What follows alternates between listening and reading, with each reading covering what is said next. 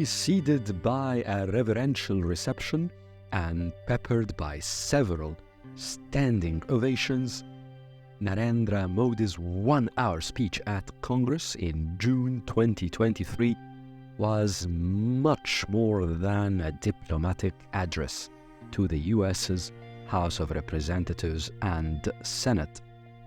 It was also much more than a message to America's political circles. Modi's address to Congress put forward India's aspiration for a new global positioning.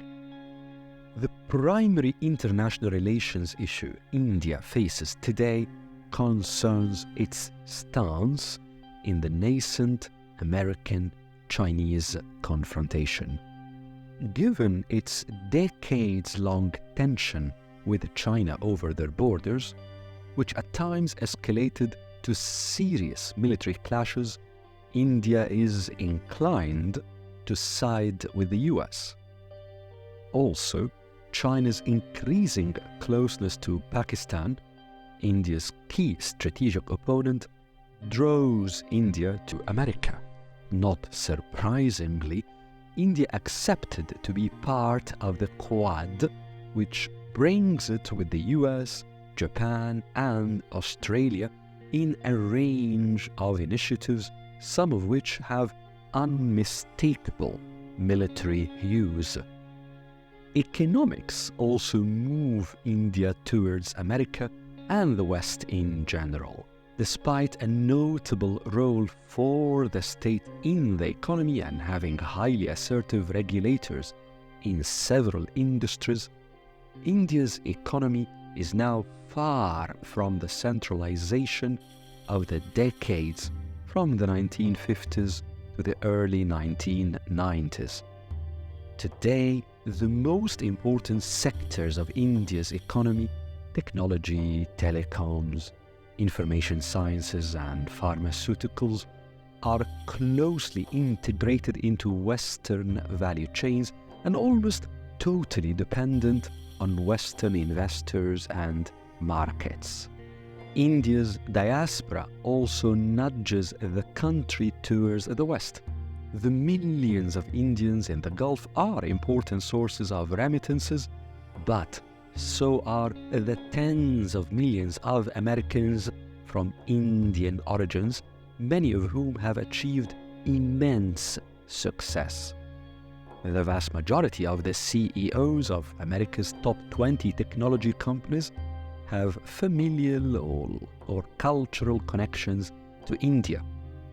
Americans from Indian origins are well represented at the leadership strata of the highly powerful American finance industry. American Indians have become among the most successful communities in US politics. Prime Minister Modi pointed at one such American, US Vice President Kamala Harris, who was sitting right behind him during his address to Congress, before joking that he was told that samosas are now a popular dish at the US legislature.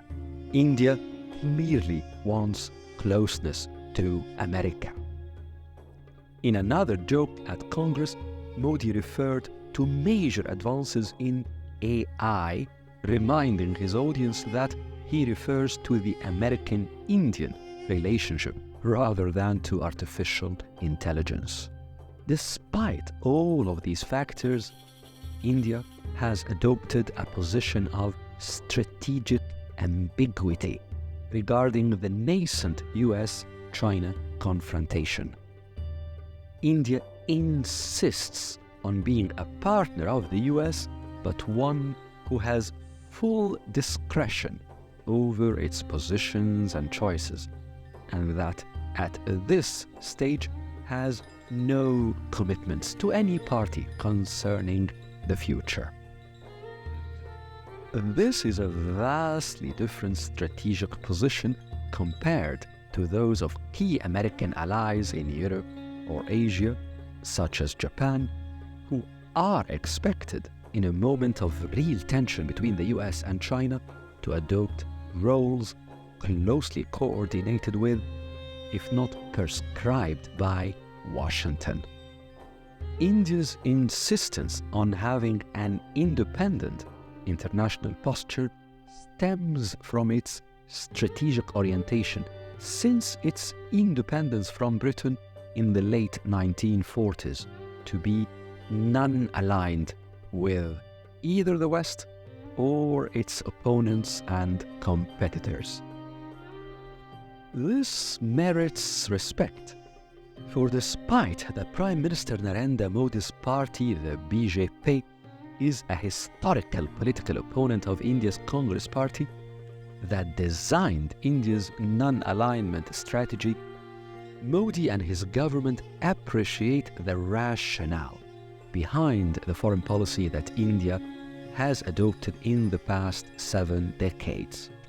In this, India, like all countries with serious understandings of their historical trajectories and key objectives, demonstrates its adherence to solid international relations policy frameworks. It adapts to changes, but does not lose sight of its givens. There is power in such consistency.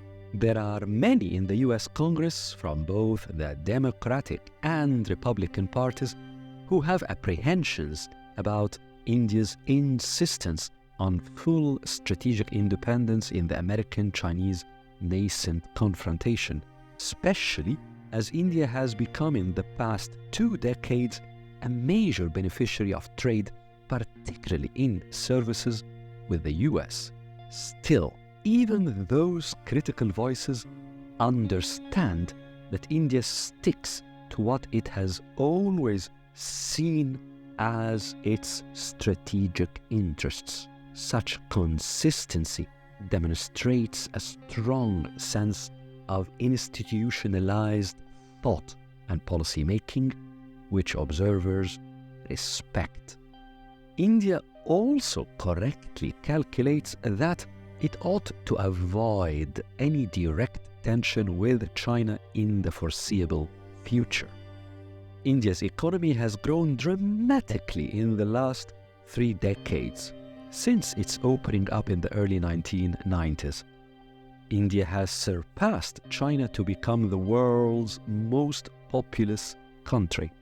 And as Modi has repeatedly emphasized in his address to Congress, several of India's socio-political projects, whether in education or healthcare or infrastructure, dwarf those of many Western countries. Still, there is a considerable power differential between India and China. India does not match China's industrial prowess, decisive position in some of the most important value chains at the heart of international trade, China's global reach, or, importantly, China's military. A rising India, concerned about its economic growth and about hundreds of millions of Indians who remain poor, is determined to avoid being drawn into a strategic confrontation with China, especially that it shares with it a long border with a fraught history. Culture plays a role as well. One of India's key successes in the period since its independence has been its insistence on preserving its cultural uniqueness. This has economic benefits. India's entertainment industry is a major source of income for the country's private sector as well as tax revenues, and a major source of foreign currency. But cultural power transcends economics. India's culture and entertainment, let alone the rich philosophical strands of its civilizational heritage, are the country's most powerful manifestations and generators of soft power. They draw tens of millions the world over to the country's civilizational fold. Strengthening this culture is a strategic investment. Acquiescence to cultural dilution is an abdication of power, and India has never, since its independence, succumbed to such abdication. Perhaps a part of the strategic calculation is a desire to buy time. On one hand, India's economic rise would yield major developmental gains, social improvements, and therefore more power in different forms, all leading to strengthening India's posture vis-à-vis China. On the other hand, Prime Minister Modi's party, BJP, seems to be on a slow but steady mission to entrench a form of socio-political Hinduism as the primary strand of Indian identity. This stirs serious tensions in the country, which compels any decision-maker to prioritize domestic concerns as much as foreign affairs. Those who listened to Prime Minister Modi in Congress, across America's key power circles, and in different capitals, concerned about the shape of the world in the coming few years, could detect clearly from his words that India wants to be close to the West, but not attached to it. In this, Modi was cognizant of the pull of history, mindful of powerful drivers in the present, and respectful, realistically and without hyperbole, of the true weight of his nation. But how his government will undertake this international positioning will, however, be far from easy, especially as the confrontation between the US and China unfolds, particularly in East Asia, a region of strategic importance to India. Given India's weight in international affairs, its actions will prove consequential far beyond its subcontinent.